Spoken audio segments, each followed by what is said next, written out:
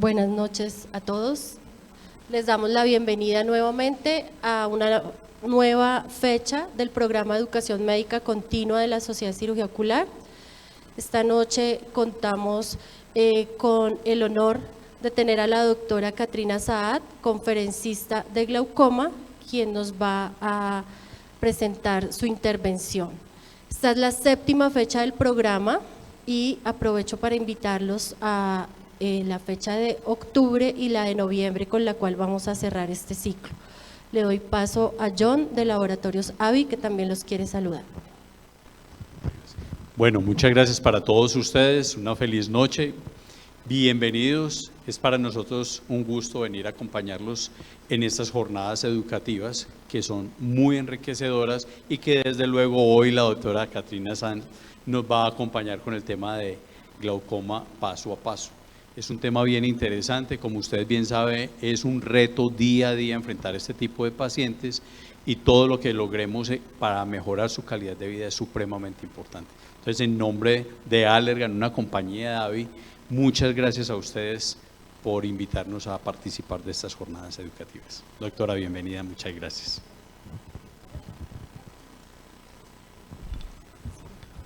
¿Probamos sonido bien? ¿Se escucha bien? ¿Sí? Buenas noches para todos, gracias por estar aquí a las 7 de la noche escuchando una conferencia de glaucoma, gracias a la Sociedad de Cirugía Ocular, que muy orgullosamente hago parte de ella, y gracias a Allergan AVI por apoyar este tipo de eventos de la Sociedad de Cirugía Ocular. Me pidieron hablar sobre paso a paso en glaucoma en más o menos 30 minutos, lo cual es perfectamente imposible. Entonces decidí hacer lo que yo considero podría ser una guía práctica para un especialista oftalmólogo que no sea glaucomatólogo y que sea de utilidad en lo que enfrentamos todos los días. La neuropatía óptica glaucomatosa es una patología supremamente frecuente y no estamos acostumbrados a ver el glaucoma como una enfermedad que compromete todo el sistema visual, y por eso es que hay cosas que a veces no entendemos. Por ejemplo, se nos olvida que toda la línea visual va desde la retina hasta la corteza occipital, haciendo las sinapsis correspondientes, y es parte de la definición de glaucoma como neuropatía, pero sin embargo la presión intraocular es el único factor que podemos modificar y que podemos tratar, y que de hecho no está dentro de la definición de glaucoma. Algunos glaucomas cursan con presión intraocular normal, otros no, otros con presión intraocular elevada, pero sí es realmente el único gancho que tenemos para apalancar y para tratar de detener el desarrollo de la enfermedad. De tiempo atrás, porque se sabe y se asocia desde el siglo XVII que la neuropatía glaucomatosa se describía desde esa época como un aumento de la presión intraocular a la palpación a través de los párpados, asociado a pérdida de la capacidad de captación luminosa. En cuanto al glaucoma, que tanto conocemos, como dije, descrito desde el siglo XVII, no podemos entender por qué todavía los pacientes se siguen quedando ciegos por glaucoma, y es mi mensaje tal vez más importante. Una de las razones es porque el glaucoma está asociado a la vejez, y esa asociación hace que, por la expectativa de vida tan larga, el paciente curse con la enfermedad hasta edades muy avanzadas, que además la edad de por sí también quita visión. Pero además de eso, porque es una enfermedad subdiagnosticada. En el estudio latinoamericano de glaucoma de ángulo abierto se muestran cifras alarmantes, hasta 75% de los casos de glaucoma no son diagnosticados, y es la obligación de todos los aquí sentados poderla detectar a tiempo. Otra de las razones es porque se detecta tardíamente. Esto no lo digo yo, son estudios y estudios muy serios. Este es un estudio hecho en Londres, en donde aproximadamente el 90% de los pacientes que llegaban a la clínica de glaucoma del Moorfields tenían un daño tan severo como este tipo de campo visual. Entonces el diagnóstico tardío hace que la enfermedad progrese, pero como si por si fuera poco, además la prevalencia de glaucoma en los países como los nuestros, que están en rojo, países en vías de desarrollo, es también muchísimo más alta y eso retarda el diagnóstico. Adicional a esto, los pacientes se quedan ciegos por glaucoma porque no sabemos reconocer cuáles son los glaucomas que están cursando de una manera más agresiva. Hay glaucomas que son leves, hay otros glaucomas que son moderados y otros que cursan de una manera tan rápida que obliga a que estemos atentos para poder dar el tratamiento que es pertinente. Entonces, ¿cómo podemos enfocar el tratamiento del glaucoma? Para poderlo enfocar hay que hacer un adecuado diagnóstico y ese diagnóstico se basa básicamente en una adecuada clasificación.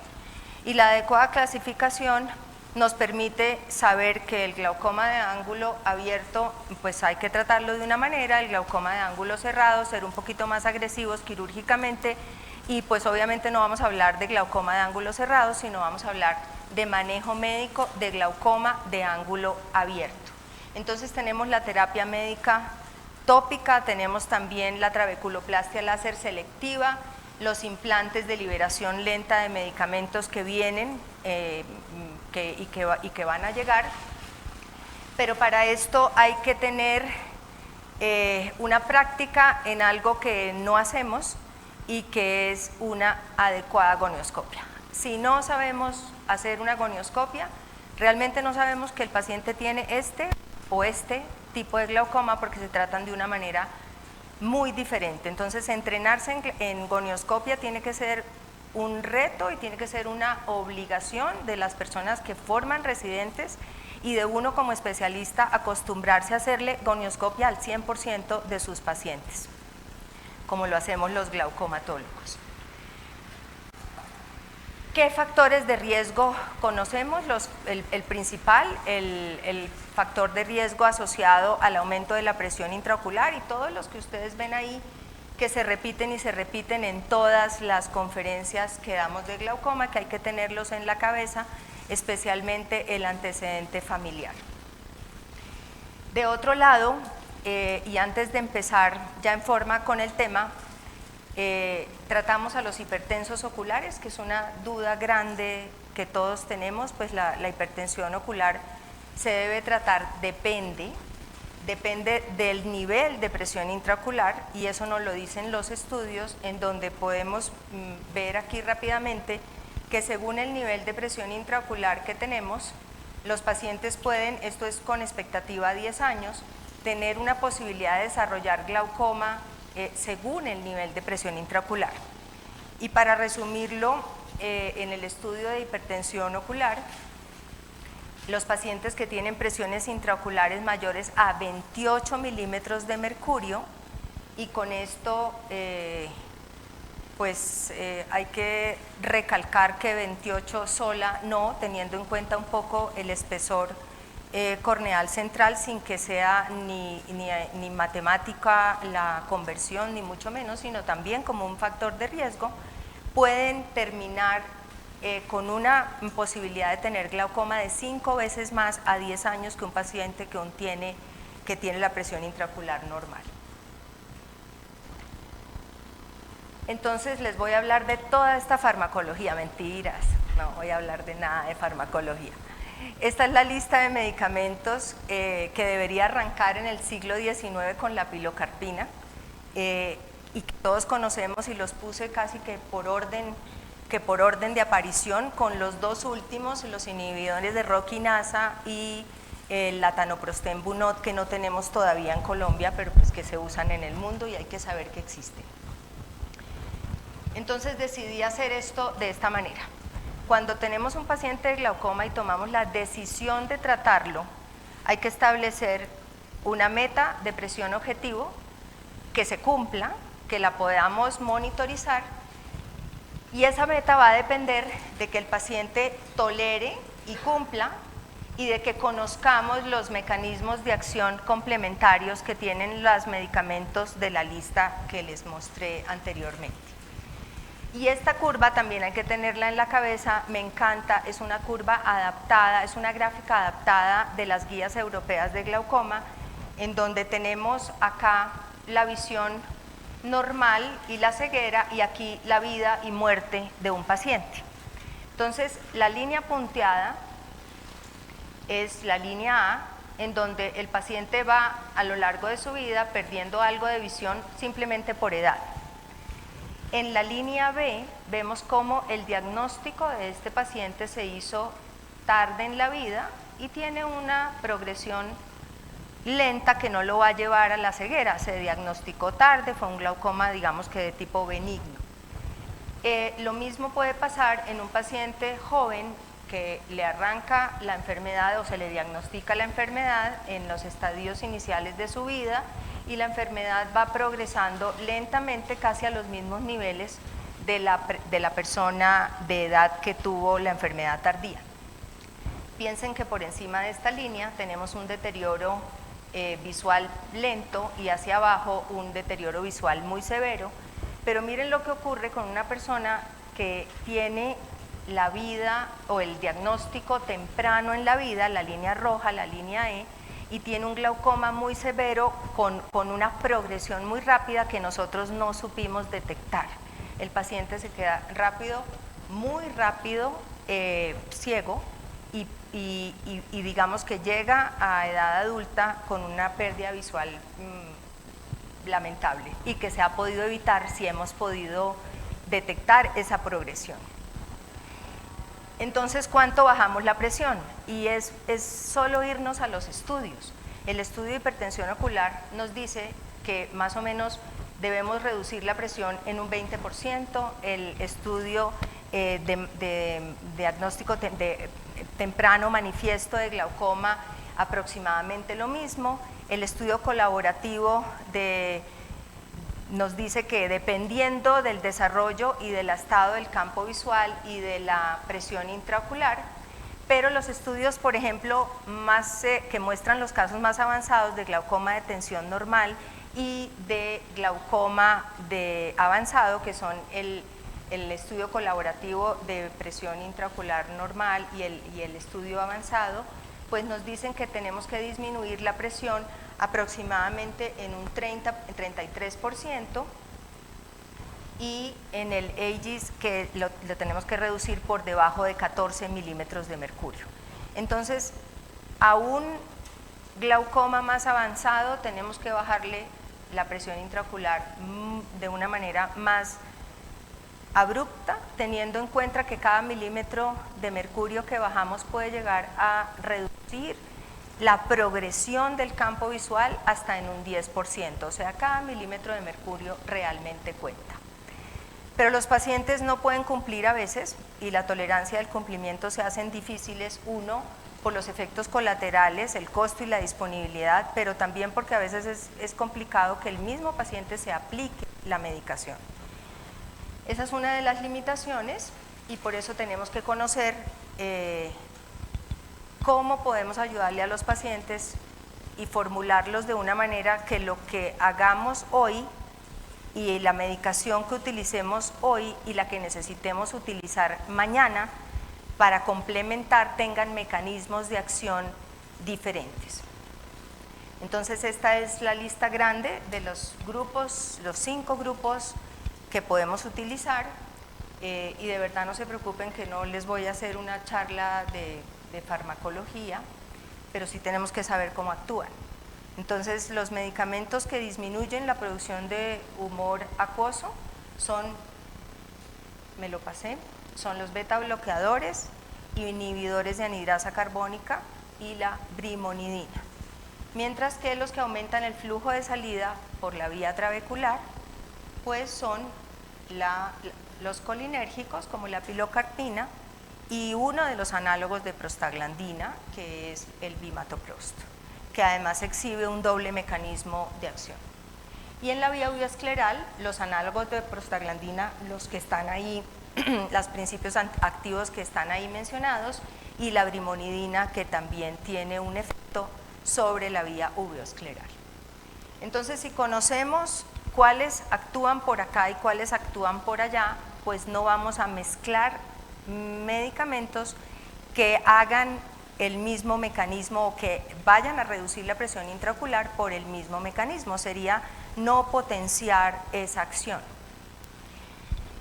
En cuanto a con qué debemos empezar, pues siempre, y se conoce también por las guías europeas, que la forma adecuada de iniciar un tratamiento para disminuir morbilidad es con monoterapia, y son los análogos de prostaglandinas los que tienen una potencia mucho más grande para reducir como monoterapia, y monoterapia es un principio activo. Monoterapia no es un frasco que tenga 3 sustancias, sino una sola molécula, y están listados acá según sus concentraciones, y también los puse como en orden de aparición en el mercado para no darle relevancia ni importancia a ninguno. Así fue como fueron apareciendo especialmente los análogos de prostaglandinas.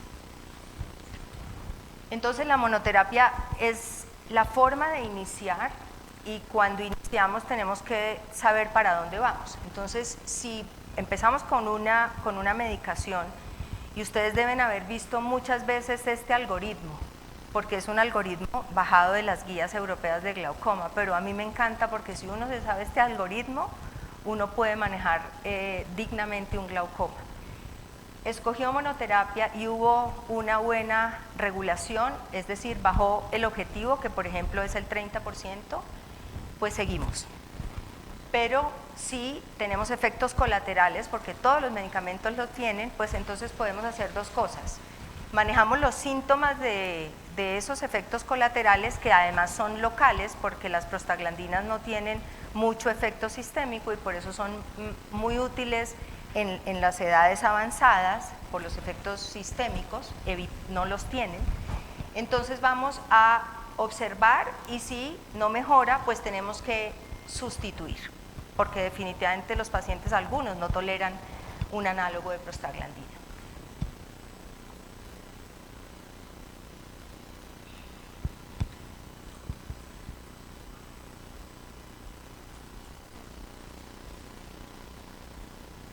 Si regula entre 20 y 22% y el objetivo se cumple, digamos es un glaucoma que conocemos, que solo requerimos bajar esta cantidad de presión, pues dejamos.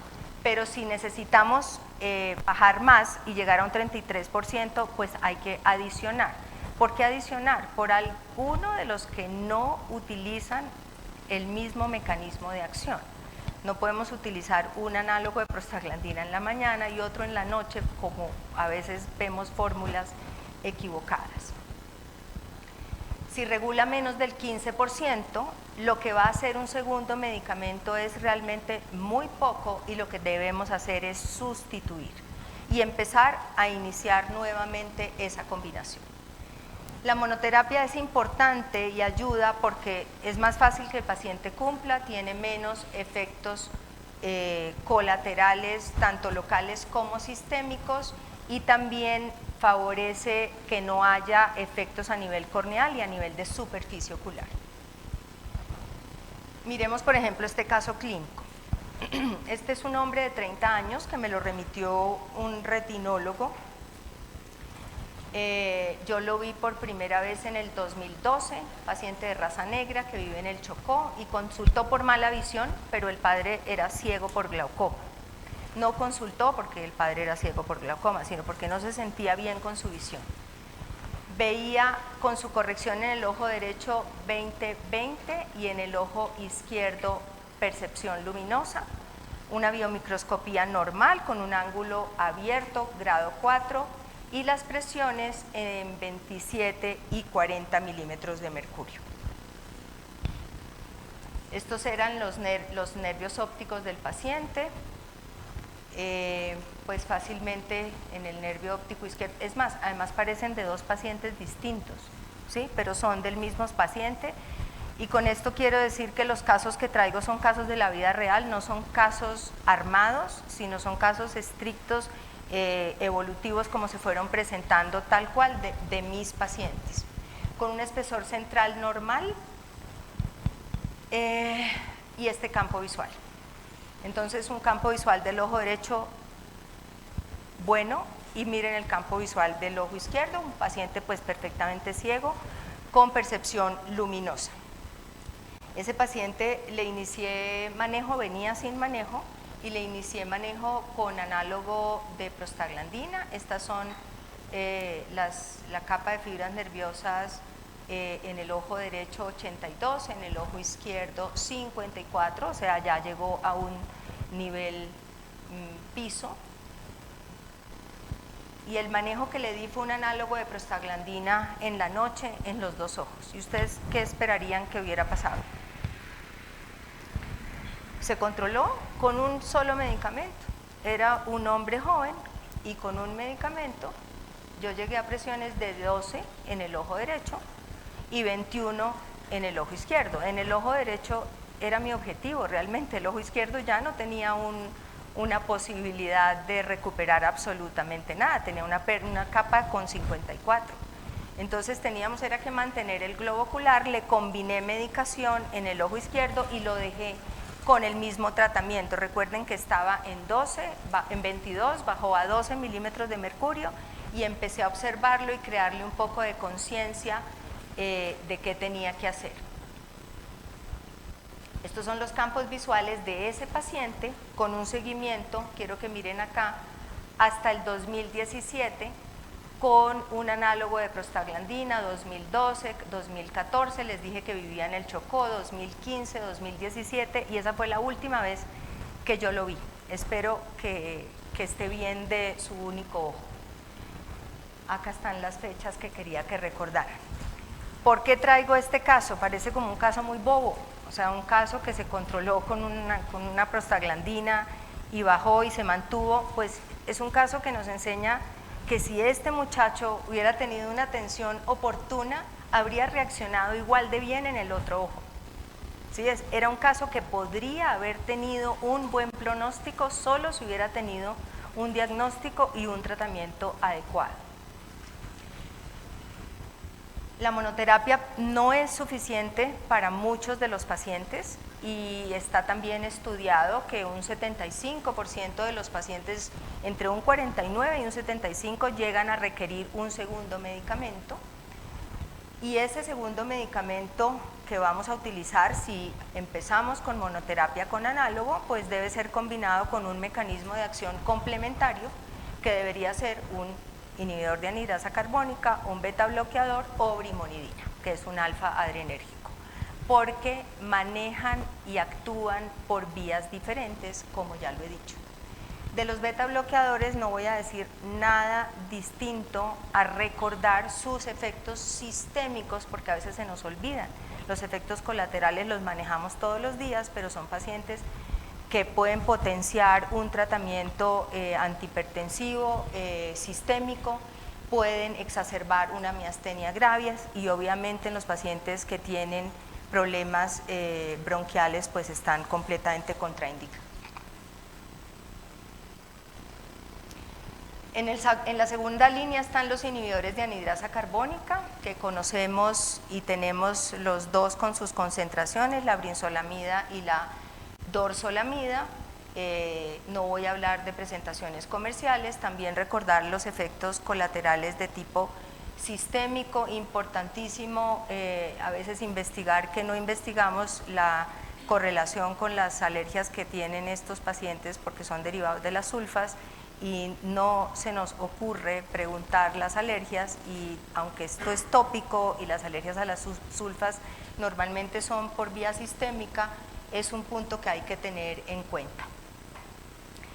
De otro lado, los alfa-adrenérgicos que actúan sistémicamente por absorción, en los extremos de la vida son difíciles de utilizar en los pacientes muy mayores porque pueden producir bradicardia, hipotensión, somnolencia, nos llaman con muchísima frecuencia a decir que si de pronto el paciente podría estar teniendo ese letargo y esa dificultad para moverse, un paciente de 80 años, entonces hay que tener mucho cuidado con los alfa-agonistas en los pacientes que están en los extremos de la vida. En los niños pues está completamente contraindicado y en los adultos mayores hay que usarlos también con conocimiento sistémico.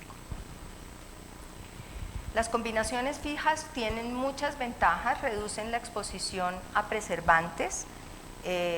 Tampoco voy a hablar de las combinaciones que existen, hablo de tipo comercial, pero tenemos o 2 principios activos o 3 principios activos, y cuando ya estamos usando esto, ya vamos llegando a temas que tienen que ver con terapia médica máxima. Miremos este caso. Una mujer de 75 años, pseudofaca bilateral, con diagnóstico de glaucoma 2 años antes, manejo con prostaglandinas sin preservante y no tolera el medicamento. No lo tolera, no tolera el análogo de prostaglandina, tiene hiperemia, una hermana tiene glaucoma, sistémicamente solo tiene hipertensión arterial controlada, B20-25 corregido y tiene una presión de 10 en ambos ojos. Estos son los nervios de esa paciente y parecieran pues bastante buenos, no, si uno mira esos nervios ópticos así, podría uno pasarse. Y viene el segundo mensaje, y es mirar siempre muy bien, y si uno tiene la posibilidad de apoyarse con una fotografía, pues mejor. Este era el campo inicial de esa paciente. Ella tenía un seguimiento anterior.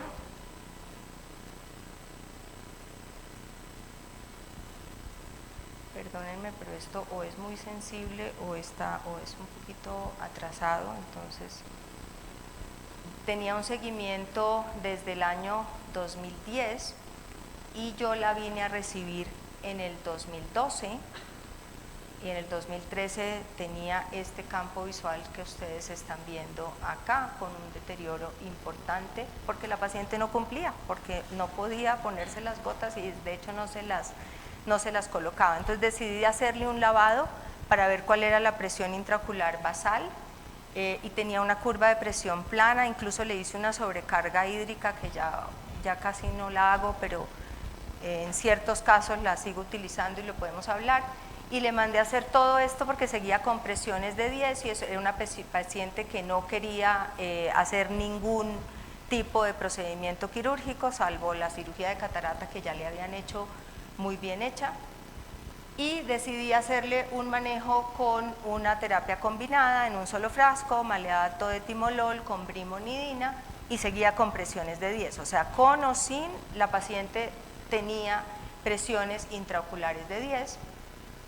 Estos son los campos visuales posteriores, 2013, 2014, 2016, digamos que bastante similares, y con esta connotación en el índice de progresión a 5 años, y es que la paciente realmente no era un examen que pudiera ser confiable.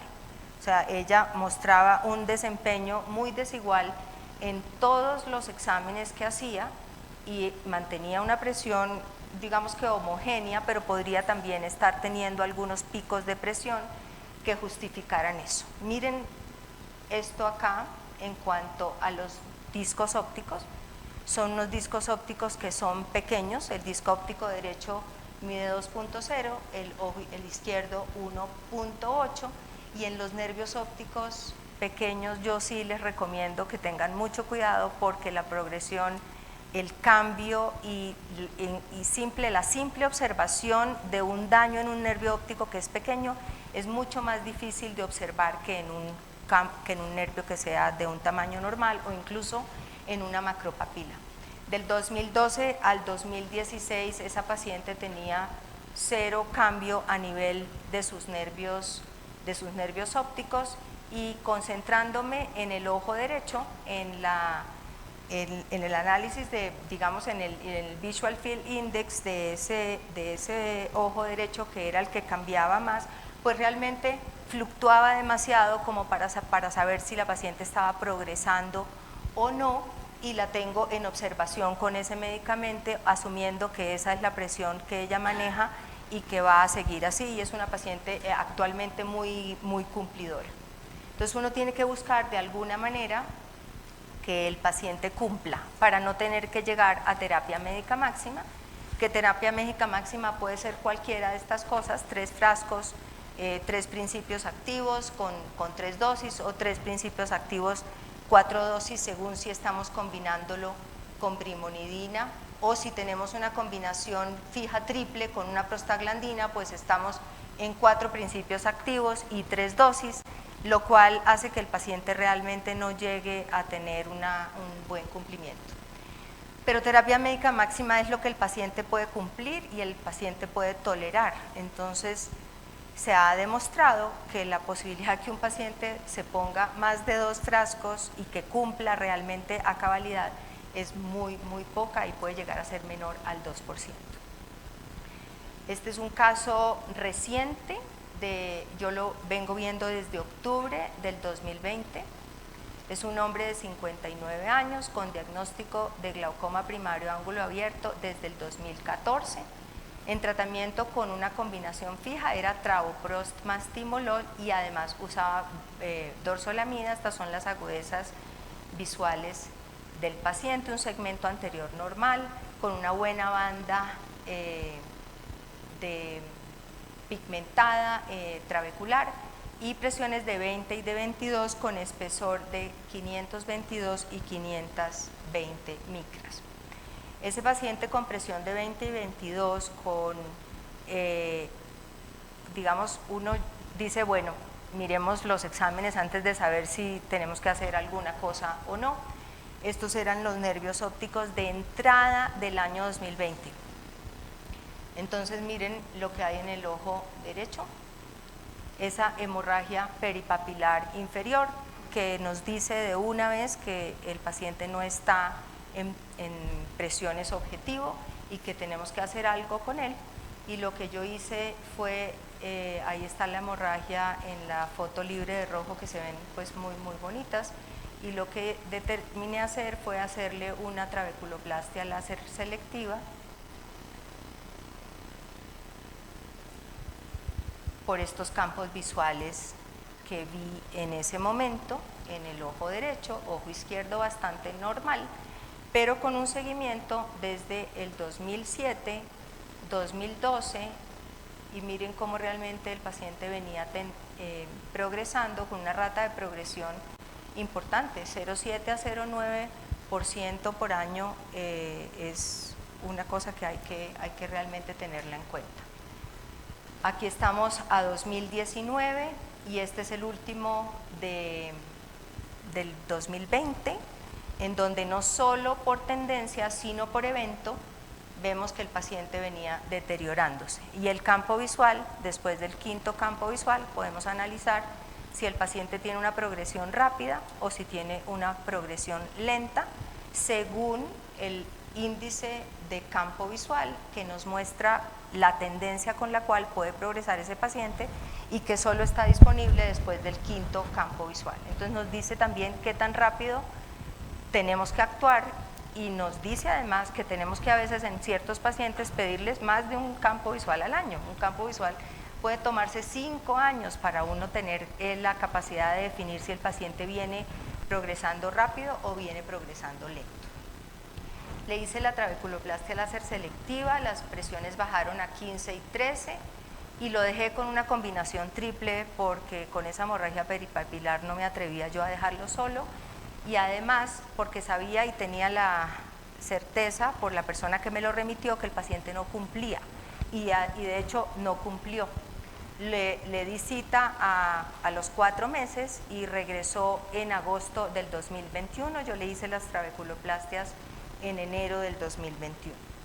El paciente no regresó, después le hice una curva, las presiones se mantenían, pero el campo visual venía de todas maneras progresando, Acá tengo un campo visual del 2021, que está acá, que estaba más o menos igual desde el 2020, agosto del 2021, lo cité a los 4 meses y el paciente no regresó y regresó en septiembre pasado, con presiones de 17 en su ojo derecho, otra vez descontrolado, con una combinación fija triple, con presión de 15 en el otro ojo, con esta tomografía de nervios ópticos que muestra un deterioro importante y que digamos que en las capas de fibras nerviosas, si uno no espera el rojito, uno digamos puede pasar por alto que el paciente está deteriorándose. No es una topografía que lo aterre a uno porque el paciente está llegando a niveles de fibras nerviosas en el ojo derecho de 53, 54, 53, o sea, está llegando casi a un efecto piso, entonces vamos a tener que ponerle más atenciones al campo visual y no a la topografía del nervio óptico. Este es el último campo visual del paciente, aquí está registrado, me concentré en el ojo derecho porque el ojo izquierdo no ha cambiado, el ojo izquierdo sigue normal, este es el campo visual del ojo derecho y podemos ver la progresión tanto por evento como por tendencia con progresión alta que sigue hasta aproximadamente 0,9% por año. Entonces eso nos llama la atención y ese paciente es un paciente que prácticamente ya debería ser quirúrgico, pero el paciente no quiere hacer ninguna cirugía en el momento, él quiere seguir con tratamiento médico, él viaja muchísimo y lo pone a uno a pensar qué hacer y qué conducta tener con una persona que digamos no tiene una conciencia. En cuanto a este paciente, yo ya le pedí una fotografía de nervio óptico que desafortunadamente no la tengo acá, en donde se ve que en esa zona donde había una hemorragia peripapilar, pues ahora lo que hay es un notch, ¿no? Cuando uno tiene una hemorragia peripapilar siempre se asocia después a un adelgazamiento importante en la capa, una escotadura, y eso es lo que termina ocurriendo. Entonces recordar que no solo debemos mirar el nervio óptico, sino también mirar la capa de fibras nerviosas. Para eso son las fotos. Esto a veces funciona, a veces no. Miren, por ejemplo, la progresión de ese caso. Esto ya es simplemente como cosas para llamar la atención sobre puntos que se nos olvidan en una práctica ocupada diaria.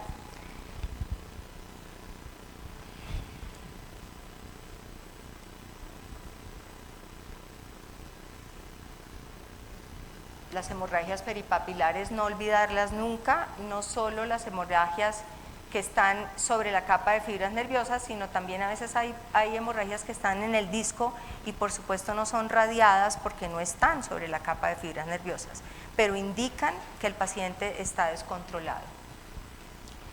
Y de otro lado, lo que ya les mencioné de los microdiscos, en donde esos pacientes que tienen microdiscos, si los miramos rápido en la lámpara de hendidura, con el lente de 90, con el lente 78, binocularmente, se puede fácilmente pasar. Entonces son mis mensajes como finales a una práctica que sea rigurosa, como en ese paciente que les acabé de mostrar el nervio óptico y que aparentemente pues el nervio izquierdo no estaría muy afectado, pero pues miren la connotación que tiene, no solo sobre el campo visual, sino que es evidente acá en las células ganglionares y que se correlaciona perfectamente con el daño que existe en este campo visual. El futuro del manejo de glaucoma posiblemente va a depender de que el paciente no tenga que cumplir con los medicamentos, o sea que se le coloque un implante, no sé si eso va a llegar pronto a Colombia o no, existe, pero realmente depende de nosotros, de la conciencia que tengamos como oftalmólogos, que no somos glaucomatólogos, en diagnosticar oportunamente, en saber tratar y en saber determinar qué paciente necesita una intervención más agresiva. Una intervención puede ser aumentar tratamiento, hacer controles más seguidos o simplemente llevarlo a un procedimiento quirúrgico más prematuramente que otro. Y lo otro es conocer el estado del glaucoma familiar. Los que manejamos glaucoma, y aquí está Juan Manuel, que me honra con su presencia, que haya venido a esta charla como tan básica para un glaucomatólogo, es conocer el glaucoma que hay en la familia. Cuando uno ha tratado a la mamá, al hermano, al papá, uno ya sabe cómo va ese glaucoma. Hay glaucomas que son muy severos en su desarrollo y en su progresión, y otros que son más bien tranquilos, se dejan tratar, que dan tiempo, que dan espera, que le permiten a uno tomar decisiones. Entonces, conocer la historia familiar de glaucoma sí que es importante. Y ese era el mensaje que quería traerles para hoy. Muchísimas gracias. Y si hay preguntas, con mucho gusto.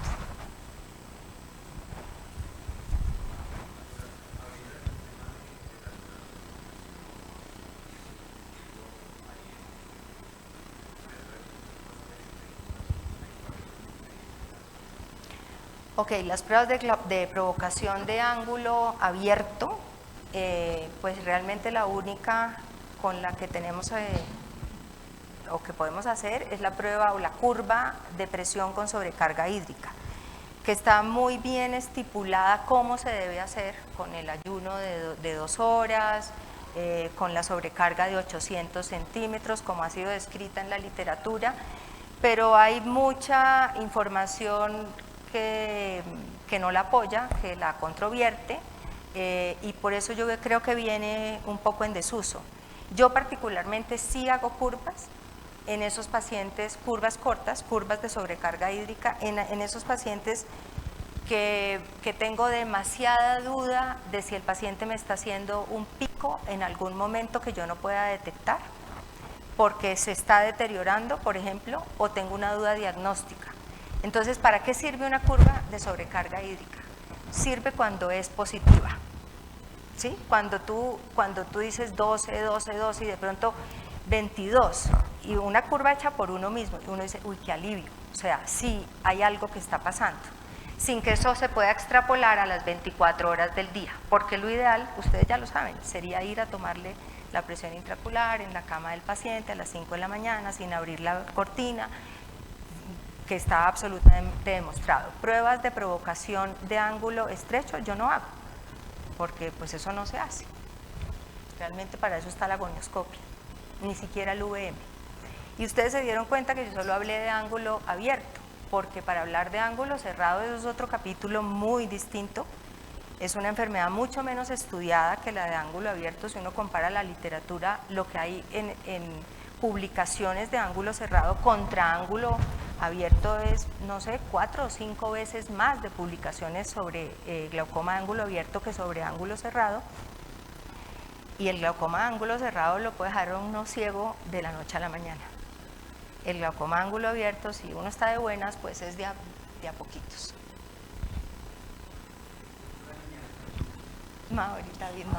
David Mauricio. Paciente joven de 30 años, con excavaciones de 60%. Lo digo es porque lo ve uno muy frecuente. Entonces mi pregunta va encaminada. Sin historia familiar de glaucoma, ¿un paciente de esos es necesario pedirle un campo visual y una tomografía de nervio para seguimiento el resto de su vida?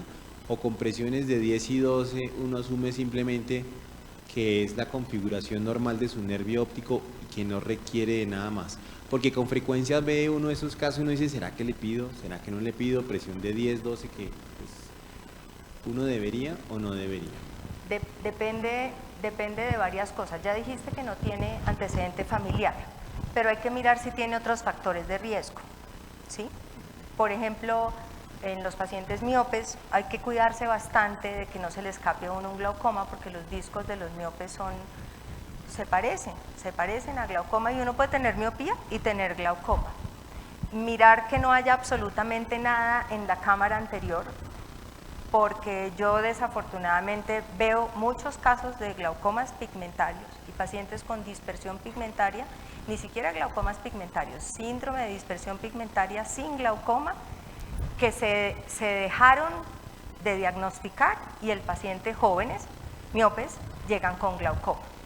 Y lo otro es mirar la excavación. Si la excavación es esa excavación grande, central, con anillos homogéneos, pues de pronto yo lo observo simplemente con una foto y con un campo visual.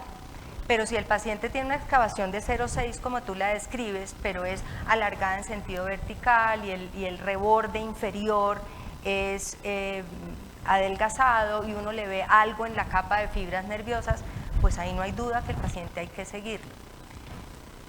Si uno quiere estar tranquilo y la excavación aparte de grande le parece sospechosa, porque no es solo que sea grande, sino que tenga una configuración que lo haga sospechar a uno glaucoma, pues hay que hacerlo.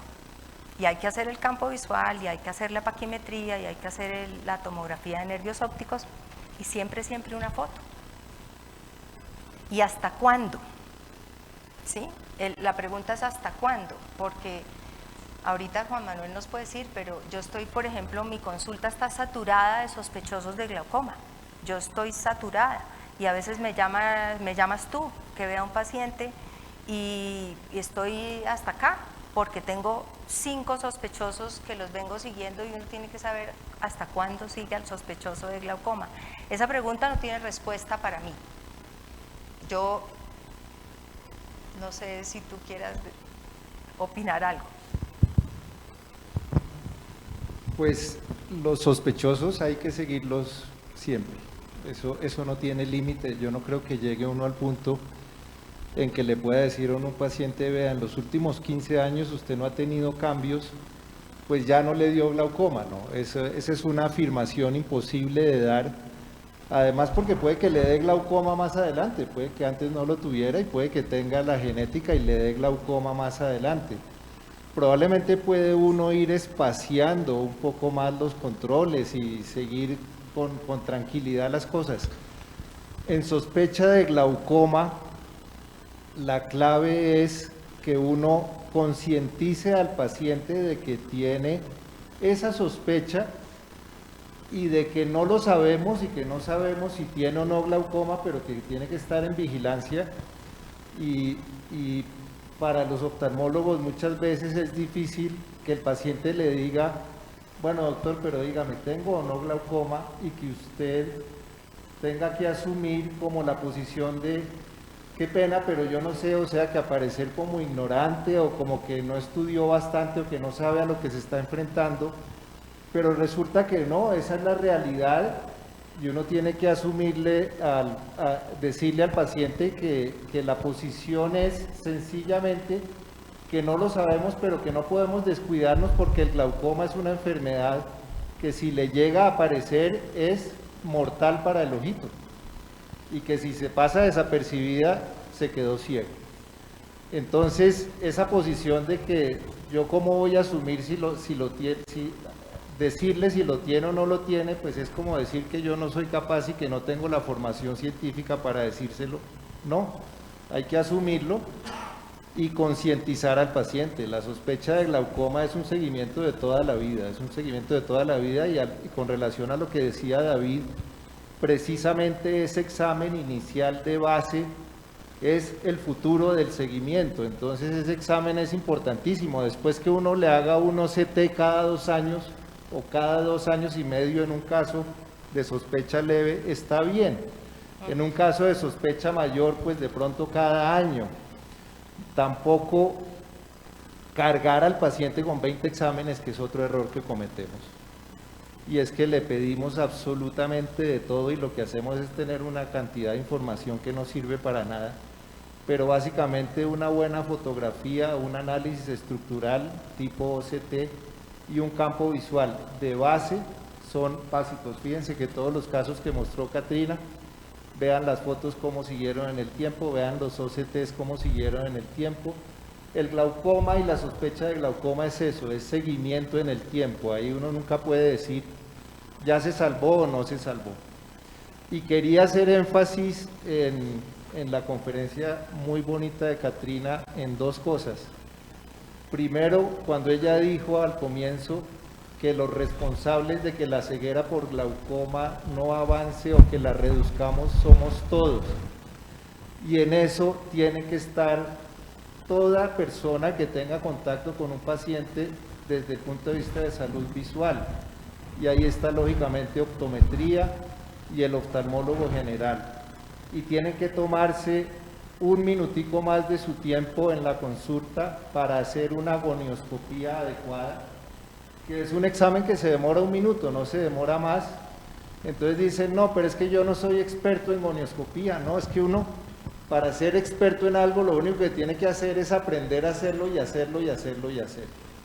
La palabra experto se deriva de experiencia, y la experiencia, la única manera de ganarla es repitiendo las cosas. Si ustedes le hacen gonioscopía a todos los pacientes y ya detectan ángulos estrechos, que no es el tema de hoy, pero que se previene con una iridotomía, y detectan ángulos abiertos, y segundo, otro minutico de su tiempo, con un lente de 90, mirarle la papila a los pacientes. Si ustedes hacen esas dos cosas, con seguridad que se va a reducir la ceguera por glaucoma, porque se van a detectar una cantidad de glaucomas que están pasando desapercibidos y que muchísimos estudios han mostrado que muchos pacientes con glaucoma, avanzados inclusive, han pasado por una consulta de salud visual en el último año y no se los han detectado, bien sea de optómetra o de oftalmólogo, que son los dos principales actores en la consulta de oftalmología o de salud visual. Entonces, esa es la manera de reducir la ceguera, detectándolos más, porque el subdiagnóstico es enorme. Eso es. Y yo quería preguntarte, Catrina, ¿tú qué opinas de la trabeculoplastia como primera línea antes de terapia médica?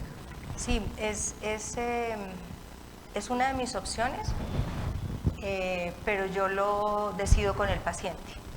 O sea, cuando el paciente tiene un diagnóstico inicial de glaucoma primario de ángulo abierto y yo le veo que tiene una banda trabecular bonita, pigmentada, cuando es de esos ángulos abiertos pero cero pigmento, ni siquiera se lo ofrezco, pues por el mecanismo de acción de la trabeculoplastia. Pero sí se lo ofrezco, y si es joven se lo ofrezco mucho más, porque para los jóvenes tener los efectos colaterales, tanto sistémicos como locales de la medicación, viajan, tienen que refrigerárselos, digamos, trato de evitárselos, y me gusta, pero es una decisión concertada. Entonces yo le digo, usted tiene esto, y usted tiene esta opción de tratamiento o terapia médica máxima, pero es una de mis primeras opciones de tratamiento en ángulo abierto, lógicamente. Sí, una pregunta, Cata. Por ejemplo, un paciente alrededor de los 40, 45 años que llega por primera vez, que uno le ve unas excavaciones grandes, profundas, asimétricas, que uno le hace un campo visual, le hace un primer OCT de nervio, una paquimetría, y no le sale ninguna cosa que sea sorprendente. O sea, sí es una excavación grande, la capa de fibras nerviosas no está disminuida. En 6 meses uno repite ese examen, y ¿cada cuánto se lo debe hacer?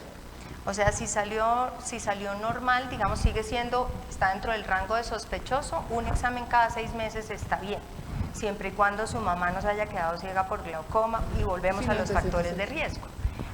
Si yo tengo ese mismo caso, pero con hermana con glaucoma avanzado después de cierta edad, pues le hago 3 exámenes al menos de campo visual al año. El examen estructural no cambia tan rápido, entonces digamos que con 2 al año estaría suficiente.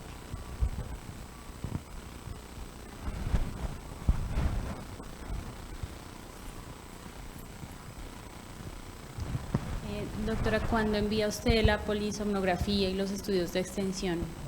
¿Cuándo los indica? Muy importante tu pregunta, es que no había tanto tiempo para incluir todas esas cosas, pero por ejemplo en un paciente que uno tiene un diagnóstico de glaucoma de presión normal, pues es un diagnóstico de exclusión, ¿no? Después de que tú ya has hecho todo, le has tomado la presión varias veces, lo citas a diferentes horas para ver si detectas algo, y si el paciente, a pesar de mantener la presión de 10, se sigue deteriorando, es un paciente que siempre va a estudio de comorbilidades.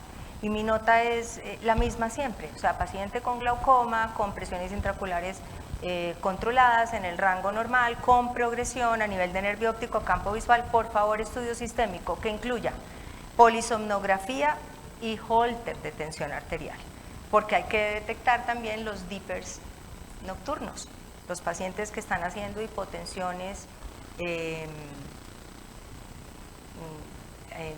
arteriales, sistémicas, arteriales durante la noche.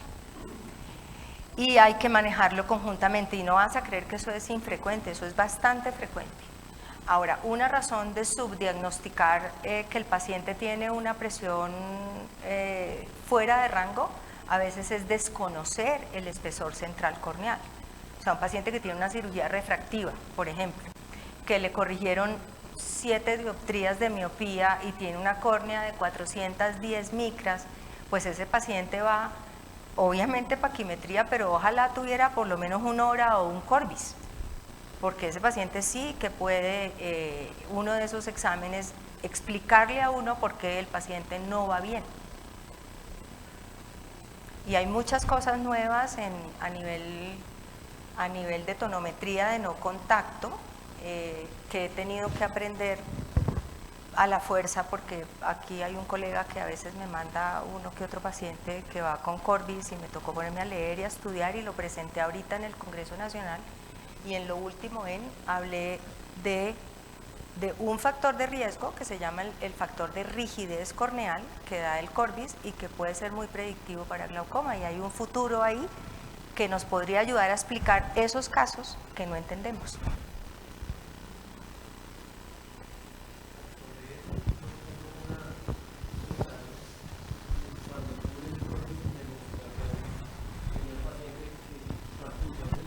El campo visual se le venía deteriorando y yo no sabía por qué, porque tenía presiones de 14, y cuando me llevaron un Corbis en demostración lo medí y no tenía 14, tenía 22. ¿Y qué patología tenía? Había sido operado, tenía una cirugía, pero por más de que no era una miopía alta, o sea, no era una córnea muy delgada, pero mecánicamente era una córnea diferente. En ese momento me convencí de la utilidad del Corbis. Yo cada día estoy más convencida, o sea, yo quisiera tenerlo acá en la Sociedad de Cirugía Ocular, yo no puedo tenerlo yo en mi consultorio, aunque quisiera, pero yo sí, yo creo que eso nos va a explicar muchas cosas. Y créanme que he estudiado, tuve casi que un curso con la persona que maneja Corbis en España, no sé, fueron como 6 horas virtuales sola, él y yo, dedicados a poder entender lo que ese tipo de tonometría le puede a uno ofrecer. Porque entre otras la tonometría aplanática, que es nuestro gold estándar, asume que todos los ojos son como una esfera igual, ¿sí? Por el principio por el que fue creado. En cambio, la tonometría de no contacto y la tonometría Corbis, incluso la de hora, pero pues más Corbis, pues no asumen eso. Y uno está dejando de diagnosticar pacientes que tienen tensiones altas.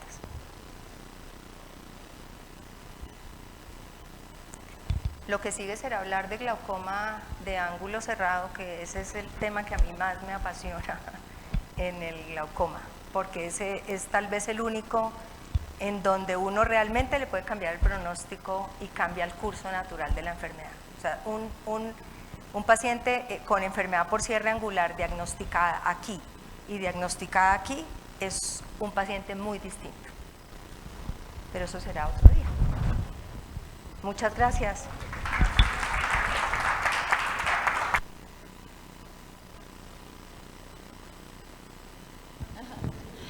Doctores, buenas noches. Como siempre, muchísimas gracias por su asistencia.